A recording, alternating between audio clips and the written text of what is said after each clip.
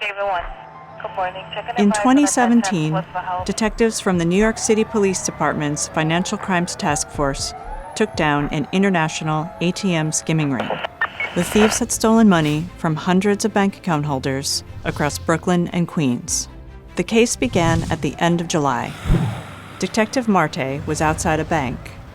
He saw two men taking turns going back and forth to an ATM. Something hit me that something was not right, and I needed to wait a little longer. The next day, the bank branch manager reported that a skimming device was found inside the ATM. He was able to send me the security footage and the images of the suspects who installed that device.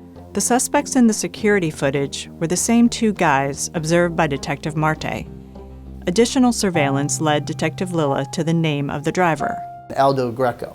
And that name did not sound legitimate. There was also no citizens with that name that matched that suspect. And there was no individuals under that name entering the country. Now that detectives had identified a suspect, they set out to find him. We did an extensive amount of computer work to locate that vehicle.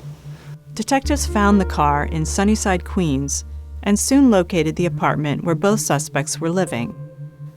One day, they followed them across Long Island as they conducted cash-outs at multiple banks. But they didn't arrest them immediately. When we do these investigations, we try to build a stronger case and identify as much of the ring as possible. Detectives soon learned the name of suspect number 2, Janos Mihalka, a Moldavian national.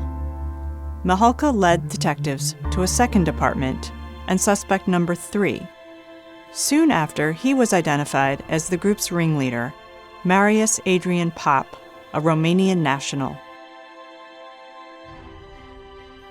In September 2017, the 3 suspects traveled to Miami, Florida. Through their investigation, detectives learned that Aldo Greco's real name was Bogdan Stoica. By now, they were eager to close the investigation.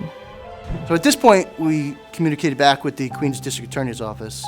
We waited for District Attorney's Office to draft the search warrant. So as a member of the Economic Crimes Bureau within the Queens District Attorney's Office, we field a lot of different cases involving fraud.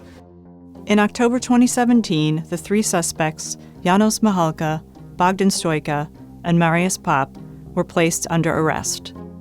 By the end of the investigation, the NYPD had recovered multiple skimming devices, nearly $80,000 in cash, and over 1,000 forged cards.